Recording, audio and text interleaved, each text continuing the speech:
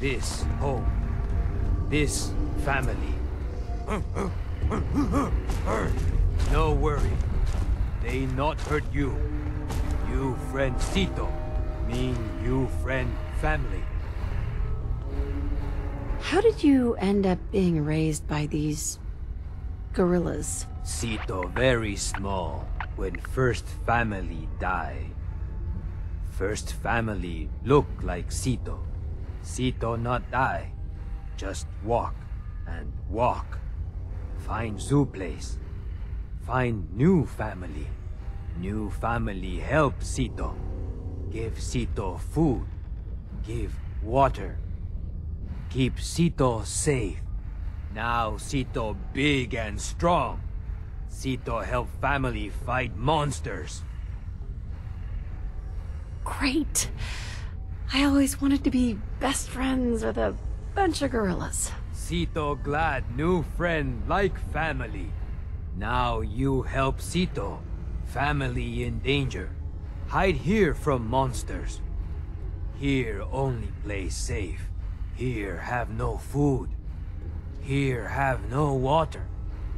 Cito go outside to help family. Monster try to kill Cito. Cito kill many. More monsters come. Never stop. Cito scared monster hurt family. Why bring me here then? Listen to Cito. Cito have story. Story help stop monsters. Cito eat with family. Wrinkly man come inside home. Wrinkly man hurt. Cito try help. Wrinkly man say he make monsters. Cito mad at Wrinkly man. Monsters hurt family. Wrinkly man sorry monsters hurt family. He give Cito shiny thing. He say shiny thing help Cito stop monsters. Cito try help more, but Wrinkly man die. Cito put Wrinkly man in ground, but keep shiny thing. Now give shiny thing new friend. Help Cito. The hell? I know they never gonna work right after this.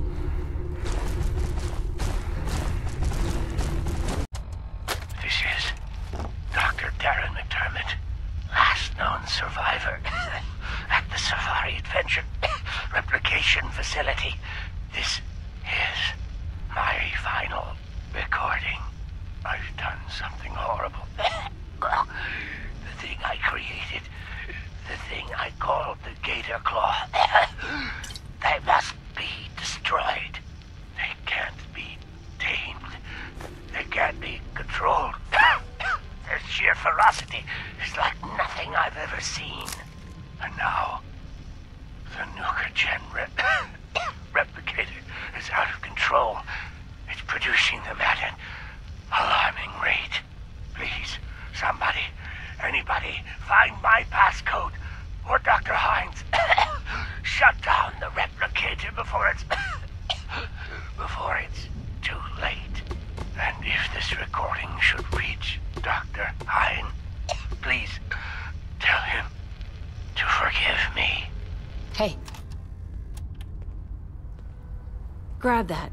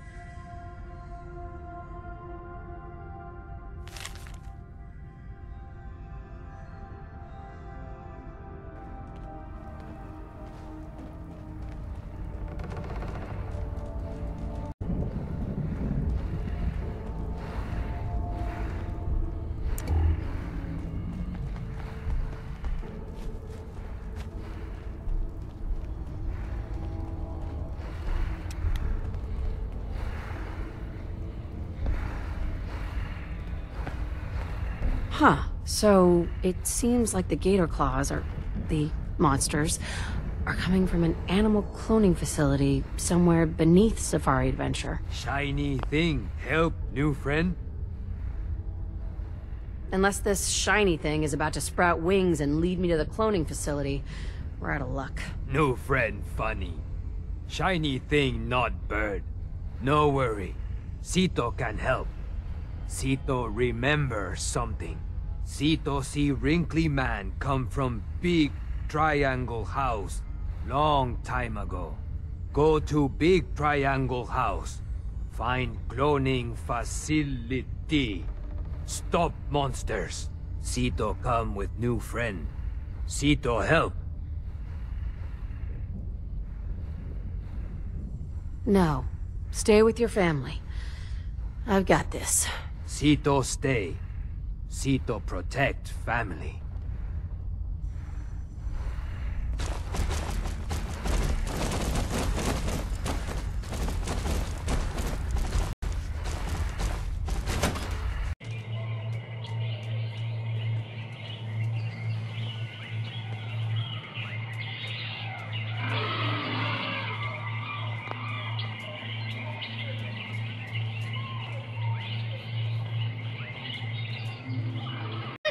I'm so sorry. Hot coffee all over you. What can Hey, wait a minute, mister. Why are you grinning? Didn't that hurt? Why, of course it did, young lady. I'm in excruciating agony, as a matter of fact. Hey, are we in that Gel in Souls commercial? Are you wearing a hidden microphone? No, don't be silly. Well, I confess that I am wearing a hidden microphone, but that's just a hobby. So, what's with the grin? Well, if I had to have piping hot coffee spilled in my lap, I'm glad it was Stoopnagel's coffee. That's Stoopnagel's coffee, grown in the mountains of Brooklyn by Juan Valdez's little brother Julio. We don't recommend you pour it in your lap, but why risk it with some other brand? Mister, I think you're nuts. No, the microphone protected me.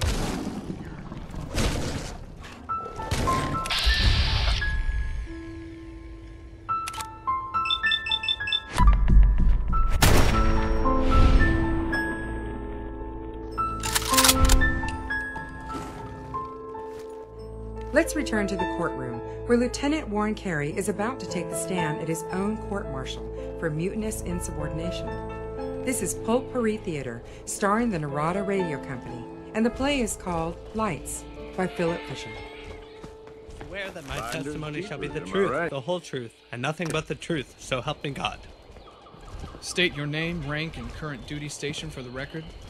Carey Warren, Lieutenant, U.S. Navy, temporarily assigned to Administration Office, Shore Hospital, Shifu. Be seated, Lieutenant. You are taking the stand on your own volition to testify on your own behalf as to the events laid out in earlier testimony?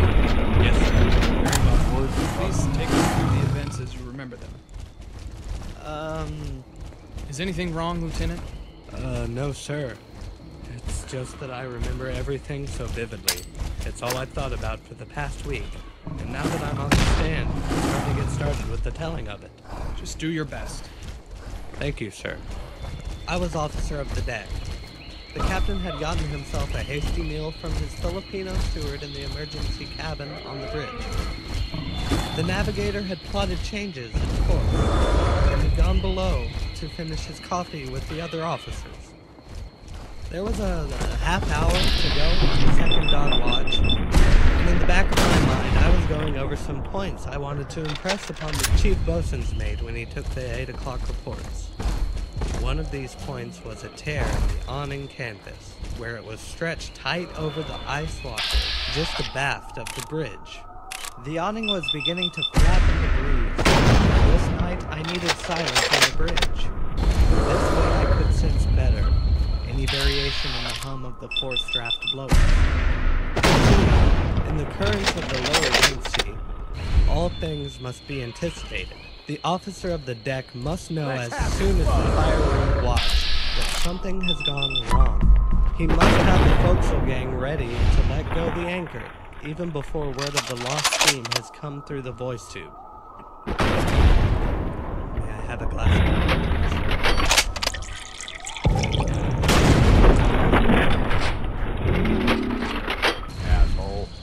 I'm still standing. Well, I was standing on the starboard side of the bridge. You and me. I knew the captain was on the opposite side by the engine order telegraph to port, because Sure was fun. I was almost tempted to call the chief bosun's name at once to have that on his head, and had all but turned to give the order when my eye caught something. A light. Where are they? Still See 'em? burning. I stared out at the object for a minute or more, then turned to the binoculars and found that the light I'd seen, not a single light, but three. Guess they thought they had a chance. Starboard lookout. Yes, sir. Do you see any lights about 3 points on the bow? Pretty far off? No, sir. Try the glasses. Don't see a thing, sir. Certain of it? Absolutely, sir. Thanks, lookout. Return to your post. Oh, let me have the glasses back. Yes, sir. Here you go. I glanced at the clock on the bulkhead behind the helmsman. There was nothing to record. It was just a matter of habit with me. The flapping of the canvas over the ice locker had stopped bothering me, had become a part of the normal respiration of the ship. I thought to leave it until the 8 o'clock reports to inform the bosun's mate about it. I turned back to my report, but discovered the captain staring into the blackness and filling his pipe. I paused intensely at his elbow, undecided for a moment whether to remain where I was or assume the captain's former position near the annunciators. Something urged me to remain. Lieutenant? Captain? Did you see something?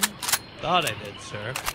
Looked to me like a ship's light off to starboard. I don't see anything through my binoculars. The lights are there, sir, all right. Seem nearer now, too. I don't make anything out. Here, sir, sight along my arm. About 2 points on the bow, sir. Left a bit, Captain. There, that's it. Yes, see we the ran sir? them all. Don't see a thing, Carey. Damn pipe's gone out again.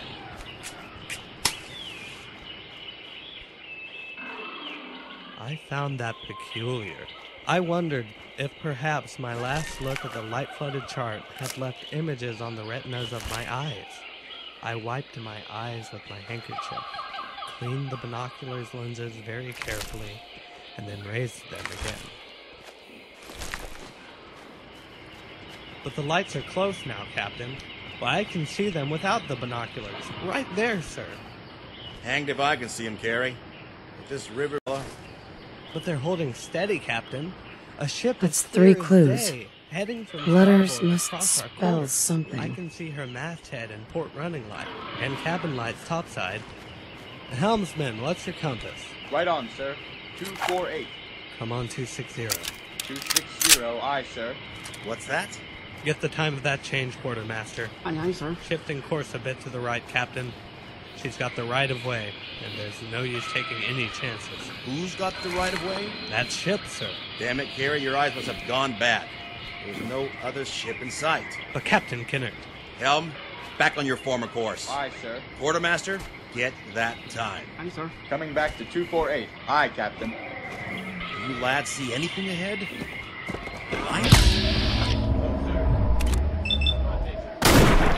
Captain, helm 15 degrees right, on the jump now. Damn it, sir, get off the bridge. Helm, back to your former course.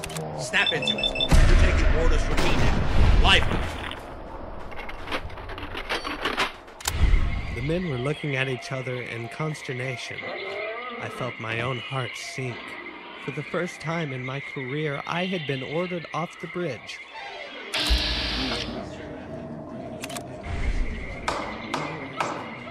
I was worried about Mr. Carey. The skipper was real mad at him. He kept, Mr. Carey, I mean, he kept yelling about the lights, and we didn't see no lights. But he's an officer, so I did what he told me.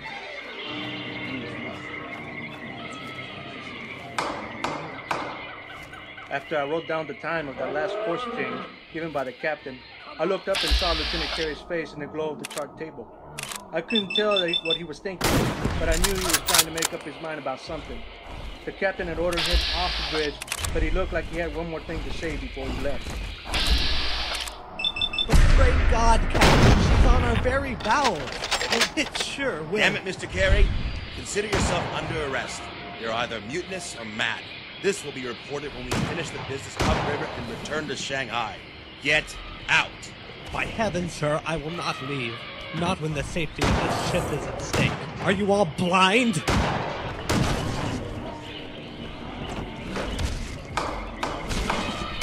Mr. Carey ran to the annunciators and jerked the signal for both engines to full reverse. Then he shoved me aside and spun the wheel to starboard. The captain grabbed Mr. Carey and called to the lookout to drag him below.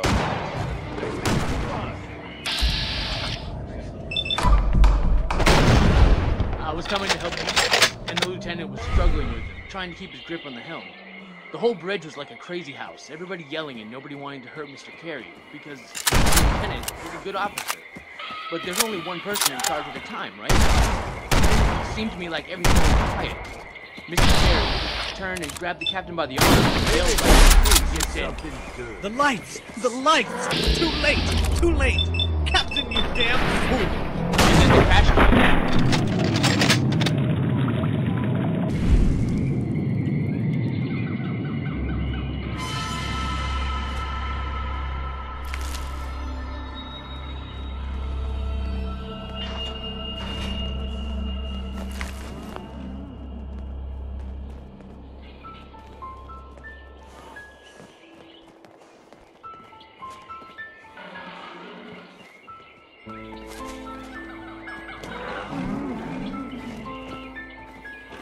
You're listening to Potpourri Theater and the Narada Radio Company's presentation of the Fisher story, Lights. We'll be back with the conclusion of our thrilling tale right after this word.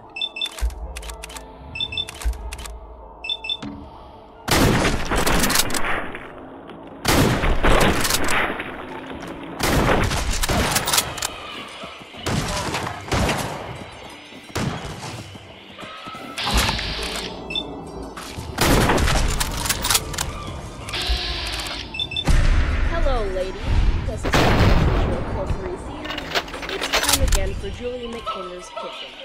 And we're here in Julia's beautiful sunlit kitchen to bring you another one of those delicious dishes that everybody loves. Thank you, Tommy. That was a lovely introduction. And you're looking rather smart today with your Argyle sweater and bow tie. Are you golfing later after the show? No, Julia, this sweater was a gift from my mother. And I promised her I'd wear it for the show, even though we're on the radio. Thank you for that unsolicited compliment. So she'll believe me when I tell her I wore it. Well, I'm happy to help in whatever way I can, Tommy. And now... Isn't the sunlight coming into your beautiful sunlit kitchen casting a lovely glow over everything, Julia? Yes, Tommy, it's very nice. And... Is it too bright in here for you? No, it's not too bright. And... I can adjust the blinds a bit if... Why don't you dry up now, Tommy, and let me get on with the show? What's your recipe for today, Julia? Today, Tommy, I'm going to tell the ladies how to make my very special chilled root beer and raisin salad. First, you need a crock, the 3-quart size. Then you pour in 2 quarts of your favorite root beer, chilled in the icebox overnight. Then add several ice cubes to taste, then a few leaves of the lettuce of your choice. Would romaine lettuce be alright, Julia? Yes, Tommy, romaine is just fine. Or... What if you don't have romaine? Tommy, I get the feeling you're just trying to remind people you're still here. Now please, dear, stuff a sock in it. As I said, any lettuce will be fine. Then you take 1 raisin and dice it. That will keep you busy. Then add that to the mixture and swish it till it's thoroughly swished. Once everything is swished, I pour it into a mold made in the likeness of my dear Aunt Miriam and chill it until it's firm. Now you can tell it's firm when it's firm to the touch. Serve it with roasted mashed potatoes and a nice braised goat, smothered in French fried garlic butter. Enjoy! You've been listening to Julie McKinder's Kitchen, and we now return you to our regularly scheduled program.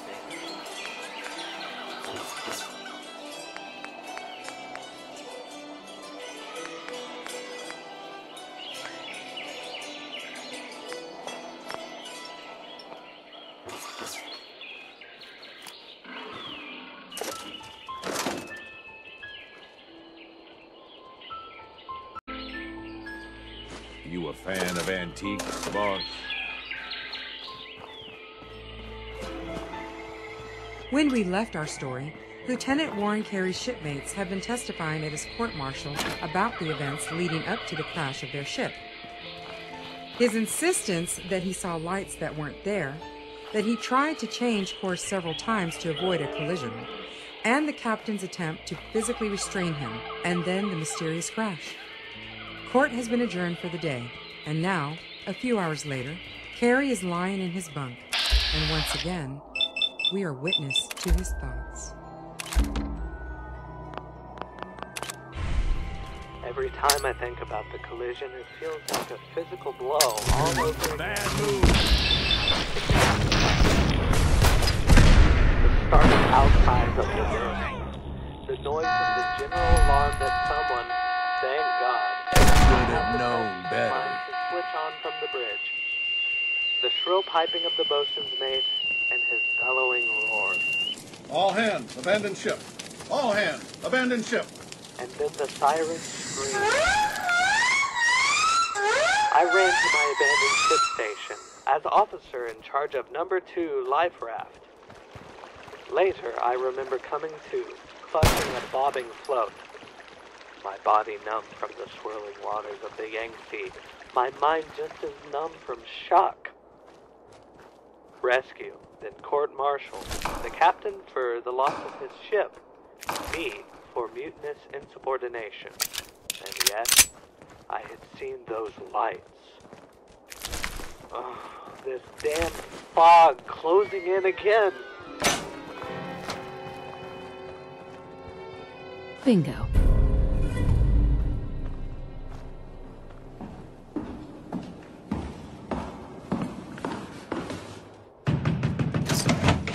News by thunder! News for you, Warren! Dick? What news? What is it? The Admiral says he's going to quash every court-martial that came out of the wreck.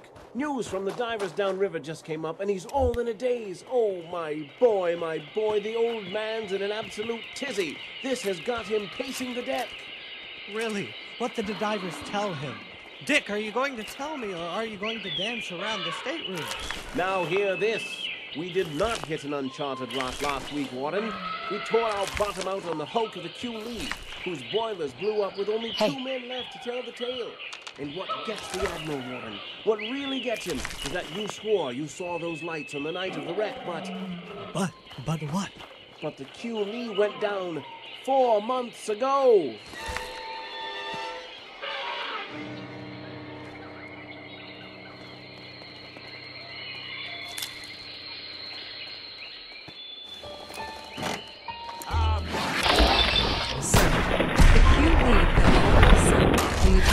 Saw her lights that night. What force was it which caused the lights to be seen? And why was Carey the only one chosen to see them? Lieutenant Carey and Captain Kennert were both vindicated, but that doesn't mean the United States Navy came right out and admitted the existence of supernatural forces. Oh no. Nor did they fully accept the fact that Carey had actually seen those lights. Would you have expected anything else?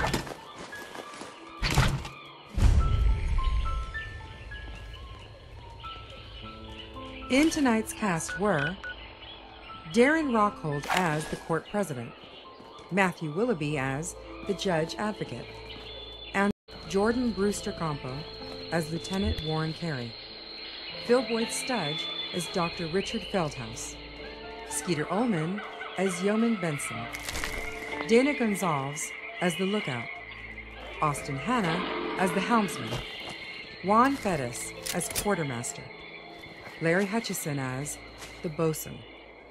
Your announcer was Lisa Ayala. Lights, the fourth broadcast of Pulpery Theater, was written by Philip Fisher and was taken from the December 1939 issue of Famous Fantastic Mysteries and was adapted by Pete Lutz, who also directed and produced this program.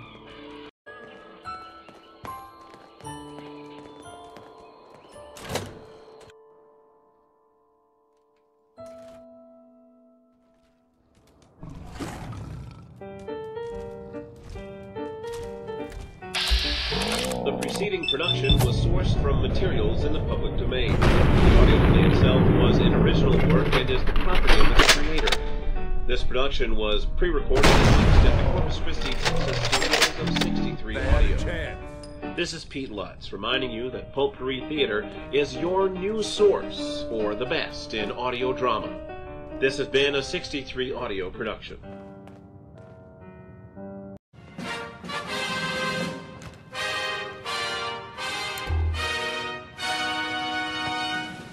Taken from the pages of magazines your grandfather used to hide from your grandmother. I suppose this is Pulpery everything's Theater, got its uses, starring the but that- Narada Radio Company. I don't know.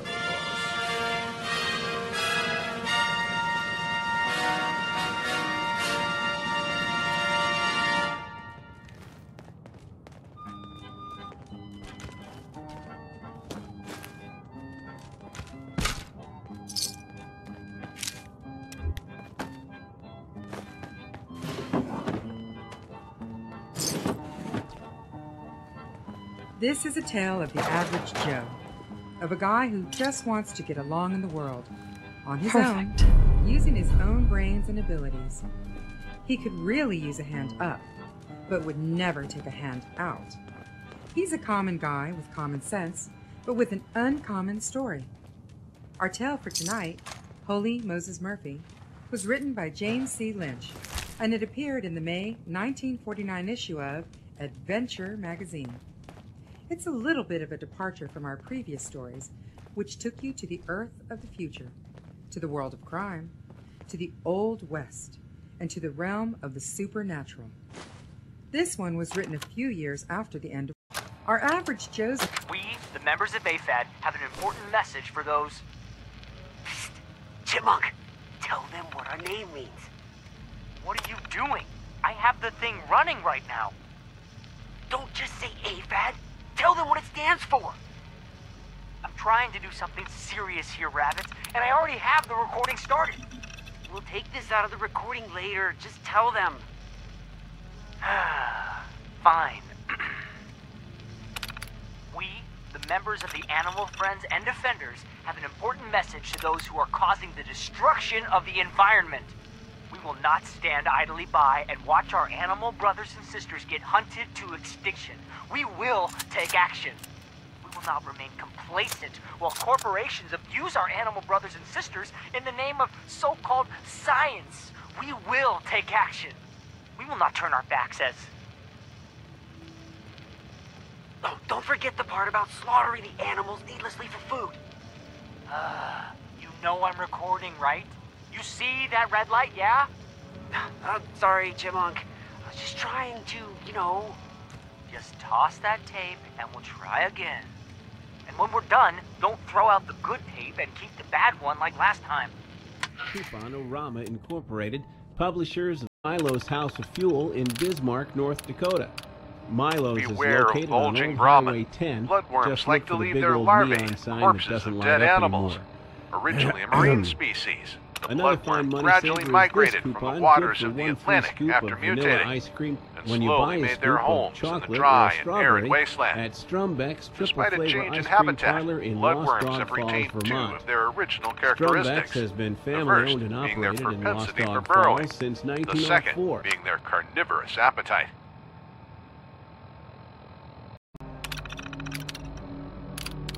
There's not much to say about the humble cave cricket, other than that their glands contain chemicals useful in the creation of some explosives.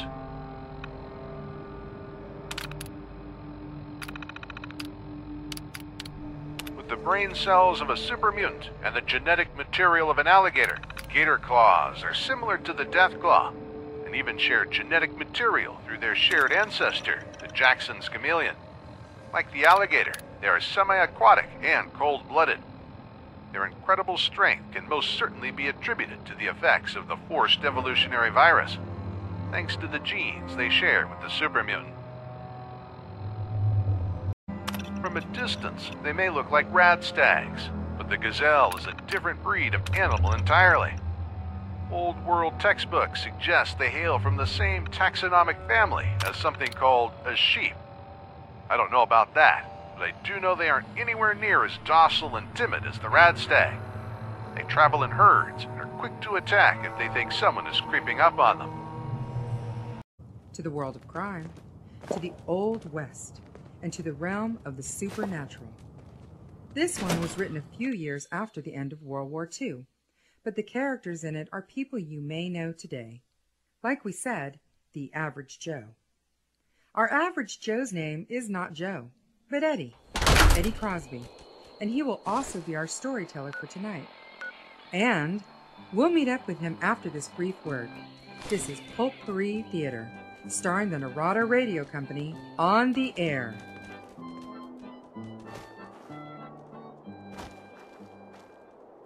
The following is a special bulletin from the Department of Agriculture's Subcommittee on Beans, Legumes, Peas, Bulbs, Druplets, Grains, Pellets, Pomes, Seeds, and Kernels, Washington, D.C.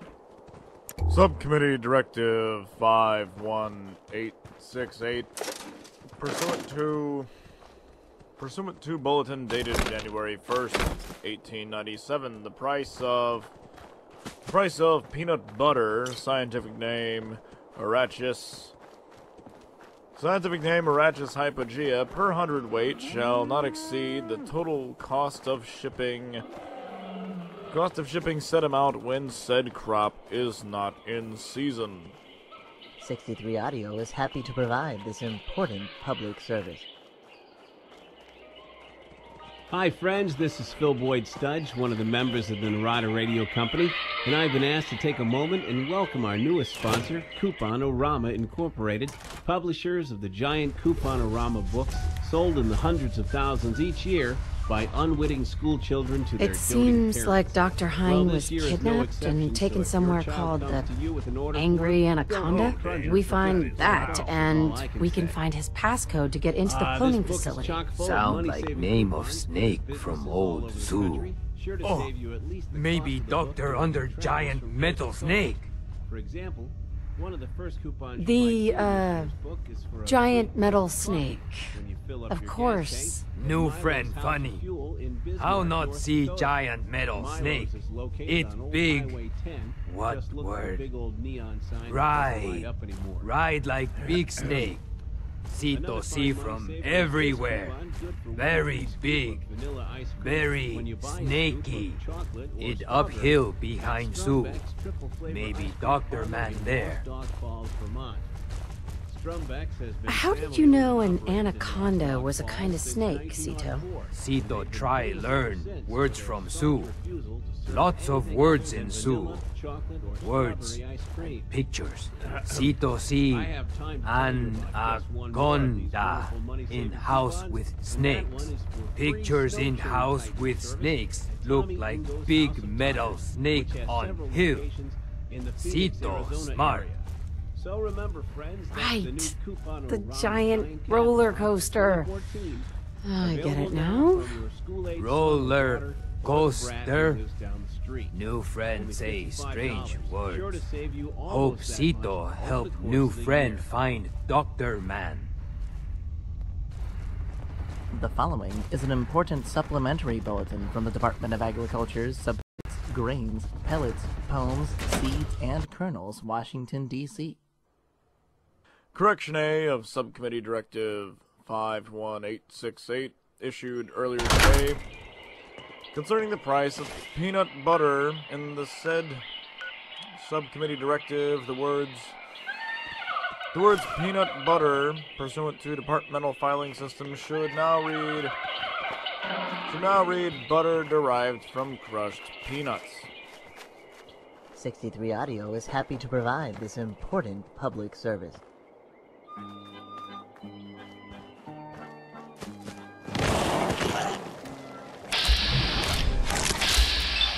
Eddie Crosby, as we explained before the break, is an average guy, but a guy with skills. He's a fully qualified machinist, certified by the United States Employment Service. And today, he's on his way to a swell job opportunity. I call dibs on whatever we find Eddie, on them. you look worried, friend. Why don't you tell us what's troubling you? Hope there's something useful. I walk in the you front found. door of Mosey's Murphy's machine shop, and if I was 30 years older, I'd be talking to myself. I'm scared to death. One thing that scares me more than women, or Mike Hannigan, is hitting up the new boss for a job. The office I walk into is neat as a pin, like Mom keeps our place at home. Sitting at the desk, there's a little man. He looks somewhere between 40 and 80 years old. Neat, with a stiff starch collar, a fringe of gray hair around his head, and a sweet smile, the kind you see on Santa Claus. I guessed right away that this is a broke-down machinist who Holy Moses Murphy has kept on as a timekeeper. Hello, son. Hiya, Pop. How are you? I'd like to talk to Mr. Murphy, old Holy Moses Murphy himself. How you doing, buddy? Talk. Oh, me and my big mouth. Hey, boy. Because I'm so Think you can scared, find something for me? I wisecrack and show off, and look who I do. Think you can find any goodies, boy? Holy Moses Murphy more than anyone else in the world. I always heard he was a roaring lion, a regular hell on wheels guy, and somehow I had the idea that he was as big as a house, like Mike Hannigan. Holy Moses Murphy is supposed to be the tops in the machine shop business. I've talked to boys with 30 years experience before they went to work for Holy Moses, and after a couple of years with him, they were wiser and better men. And Holy Moses has been known to tell a man to pack his tools and get right over to this shop or that one, because he had just been asked to recommend a foreman or a superintendent. And good luck to you, son. I'm sorry, Mr. Murphy. I thought, well, I didn't think... Lots of men don't think, son. World's full of such. What was it you wanted to talk about? Here's my card from the USES. They certified me. They sent me here. I'm looking for a job. Mm-hmm. Unlock your toolbox.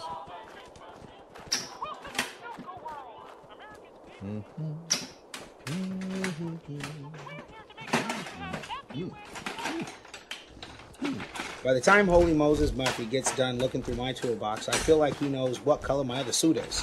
He knows what I've worked on and how long, and what I'm best at. That's the tiniest toolbox I've seen in a long time. You married? No, sir. Why not? I don't know. That's a lie, by the way. I don't scared of women is why. I don't either. A young fella with your build and looks, the money you've been making. Whoosh! Where did you work before? Well, Tri-State and KDL Machining and Caswell Machine Works and... Mother of mercy! Why did you leave those places? Well, Tri-State, see, they folded. They shut down. I know that. But the other places, still going strong. I swallow a couple of times and try, but you can't lie to Holy Moses Murphy. Not without him knowing it. I quit because of Mike Hannigan. That guy seems to follow me around. Mike is a big Irish Mick who always picks on me. He's one of those guys who will hand you the link to Boston after he's heated your end with the torch. He will dip his hands in lard or oil and rub them in your hair or down the back of your clean shirt. He will nail your lunch pail to the floor so that when you grab it up, you pull the handle right off. He does all these things to me. Well, why don't you break his thick Irish neck? Me? Listen, son. The difference between a man who can handle men and a man who can't handle men is the man who can handle men makes up his mind he can. The mind is a wonderful thing when it's used right. A man who makes up his mind can do anything. I say, yes, sir. I pick up my box and stand there waiting for him to say, sorry, son. But he says, can you hold a 1/10,000th constant tolerance on half-inch chromoly, taken off a 20,000th cut? No, sir. I can't do that. Good. I hired a man this morning who said he could. Let's go to work. Right through this door. He takes me into the shop, and man, what a place. It's air-conditioned and bright as daylight. The floor is so clean without a sandwich on it, and I'd be afraid to use the last crumb. There's plenty of room around each machine, and each machine is the best money can buy. I've never seen a shop like it. I've never seen a guy like Holy Moses Murphy. He takes a little red ball out of his pocket and bounces it and catches it as we walk along, just like a little kid. Hi, Mary. Meet Eddie Crosby. He's got to work for us. Eddie, this is Mary Montgomery. Hello, Eddie. Hello. Hello, Mary. Mary is our inspector. She will look over everything you do, but it better be good.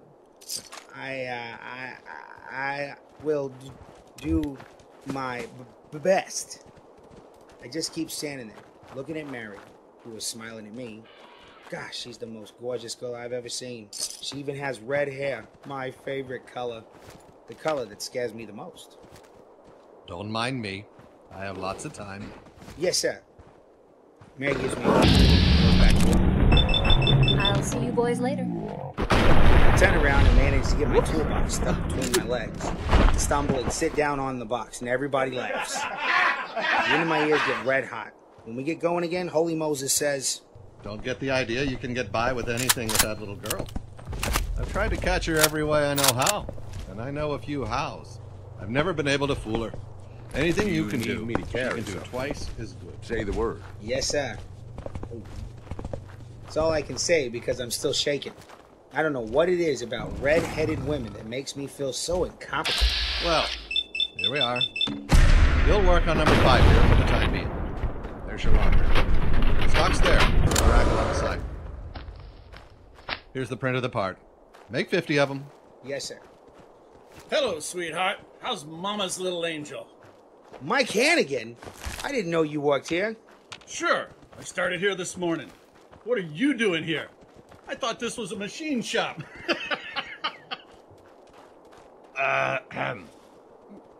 Whoops. Back to work. I get my apron on and my tools down. Look at the drawing. It's not a hot piece, but the tolerances are right down to the last notch, even for the best engine lathe made.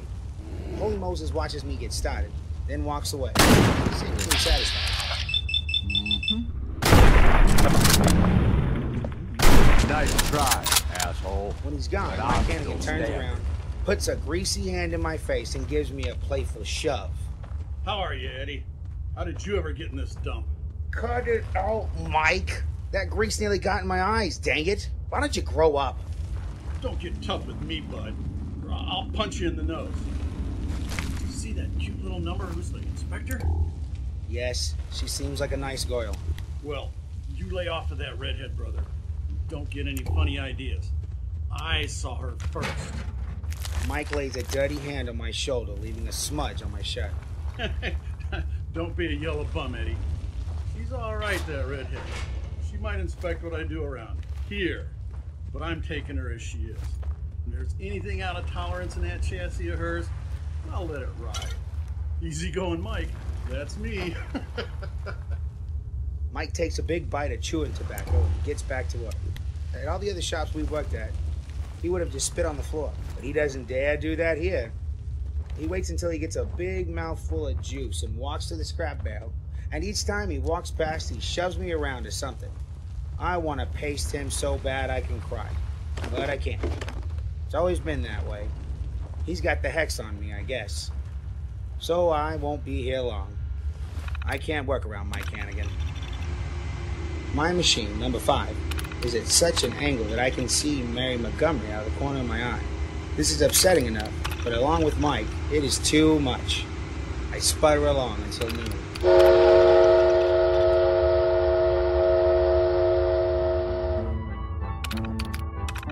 You're listening to Potpourri Theater and the Narada Radio Company's presentation of James C. Lynch's story,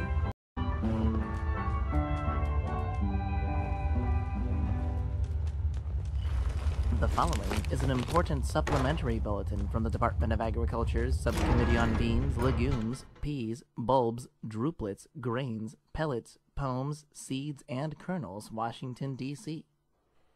Correction B of Correction A of Subcommittee Directive 51868, issued just a few moments ago. In said correction of Subcommittee Directive, the words reading butter derived from crushed peanuts, formerly reading peanut butter, scientific name Marachis hypogea, should now read butter derived from squashed peanuts. 63 Audio is happy to provide this important public service. Hi friends, Phil Boyd Studge here again with a special offer from one of our sponsors, Crazy Crambone's Discount Warehouse in Sandusky, Ohio. Crazy Crambone has just received a shipment of something that's sure to appeal to owners of Chinese restaurants who are looking to save money, or perhaps to people with an unusual sense of humor who want to entertain their dinner guests in a special way. Approximately 17 cases of slightly irregular fortune cookies. What makes these fortune cookies slightly irregular is the actual fortune messages inside, which seem to have been placed there by a disgruntled employee of the factory that made them. I have a few samples here. You will soon be hit by a number 5 bus and spend several weeks in the hospital. Another one says, love will always find the person sitting across from you on a number 5 bus. Okay, and this last one, which reads, a co-worker will steal your ideas and use them to gain promotion. So, lots of laughs there, obviously. So, if you're in the market for approximately 17 cases of these slightly irregular fortune cookies, hurry over to Crazy Crambone's Discount Warehouse, Sandusky, Ohio, and pick them up today. And now, let's get back to our show.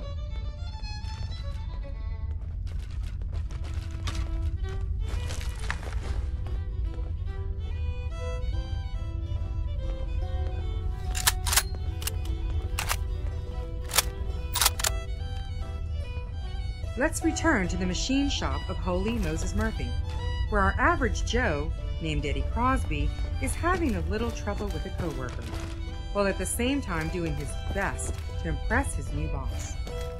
When we last left you, it was almost lunchtime, and as the noon whistle blows, Eddie soon learns that the second half of his day looks to be twice as dismal as the first. Get your box lunch here, box lunch. What do you got, pal? I got ham sandwich, turkey sandwich, mayo, no mayo, pickle, no pickle, nice piece chocolate cake, nice piece apple pie. What do you want? I buy a lunch from the guy, hoping Mike will go out to a diner, but he buys one too. And so does Mary. I find a place to sit, hoping Mike will sit someplace else. But my luck is running solid today. Mary sits across from us and starts to eat. Hey fellas, you see this guy, Eddie Crosby? I've known this guy for years, and every time we get on the same job, he falls for every trick in the book. I don't even have to try very hard to fool him neither. He's such a sap. Hey Eddie, tell these guys about the time I put hydraulic oil in your thermos. You should have seen his mouth, all red, like he was some kind of vampire just drunk blood. And then there was this... Mike gets on a roll and tells everybody about all the tricks he's played on me and gets a lot of laughs. He tells everybody, but he talks right at Mary. Mary listens to him, but she's looking at me. But the way she's looking at me doesn't make me feel good. So, how long have you known Mr. Hannigan? Who? Oh, Mike? Not long. Couple of years. Why? He seems to know you pretty well. I think he likes you. Huh? That guy? Likes me? He sure got a funny way of showing it. Every job I've ever had since I got out of the Army, he seems to get one 5 minutes before me. He eats me up and spits me out, and I'm off to the next job. Well, why don't you break his thick Irish neck? You know, you're the second person to say that to me today. Must be something going around. You know, Mr. Crosby, I just noticed something. Yeah? What's that? I noticed that when you have a little steam up, you don't stutter so much. Yeah? So? Well, it makes me wonder what you might do if you had a little more steam up.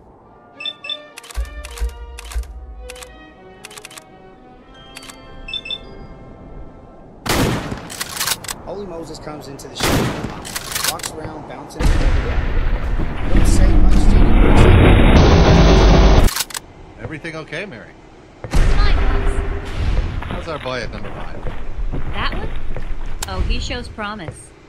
We'll see. We'll see. I happen to overhear this conversation, and it puzzles me to hear Mary say that about me. Because each time Holy Moses goes out, I make up my mind to quit the next time he comes in. I am doing such lousy work that I'm going to quit before I get fired. Mike keeps his cheeks full of chewing tobacco and keeps making regular trips to the barrel to spit. Along about 3 o'clock, he's got a cheek full of juice. I can tell he's getting ready to turn around and shove me and wipe his hands on me or something. But just before he does, something flies past my ear like a bullet. Hits Mike on the back. Won't. It goes right past my ear again.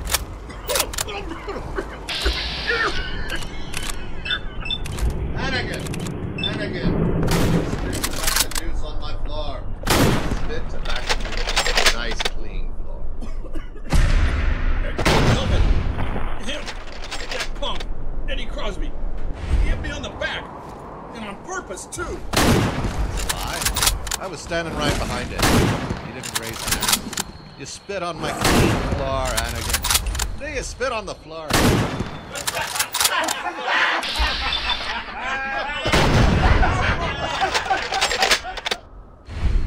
You can't talk to me that way, you sawed-off ape! I don't care who you are.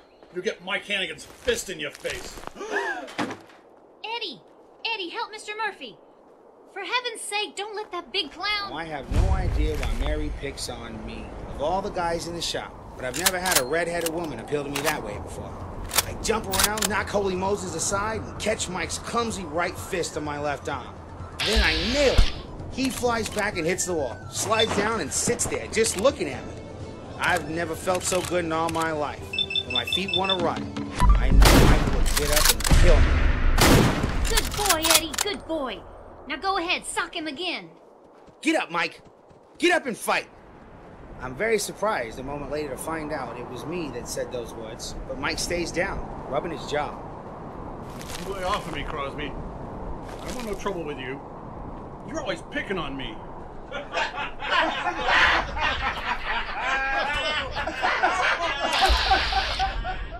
I'm very surprised again when Holy Moses walks around me and grabs Mike by his collar and lifts that big hulk like he was a feather. Get up.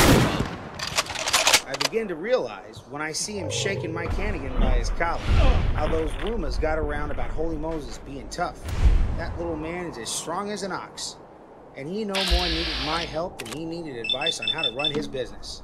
I didn't understand what Mary was so worried about. I knew you wouldn't last around. It's $10 for your work today, and here's your U.S. Employment Service card. I didn't even put your name on the payroll. Take your card back to the USES and tell them I'm full up. Mike takes off his apron, packs his tools, and starts out, walking a wide circle around me. When he's about 20 feet away, Holy Moses takes his hand out of his pocket and throws. That rubber ball of his hits Mike between the shoulders and bounces right back into Holy Moses' hand. Mike don't even look back. He just walks faster. You see, son, you can do it. Once you make up your mind, you can do anything.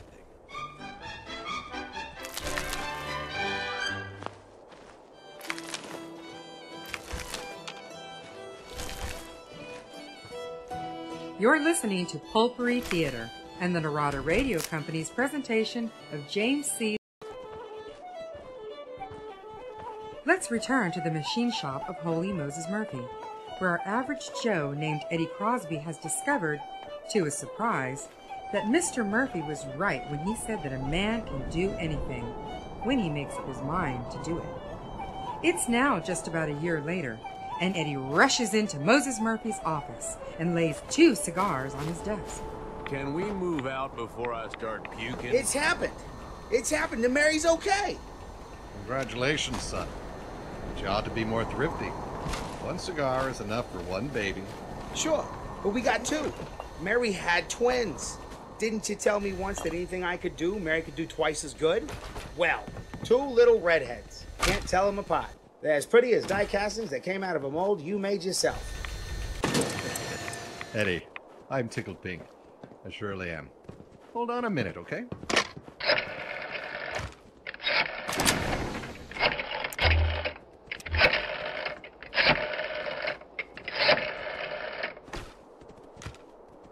Hello, Bart. I got just the man for you. Eddie Crosby. Will make you a good superintendent. He not only knows his business, but he seems to know how to get the most out of a situation. I'll send him right over. Don't mention it, Bart. Goodbye.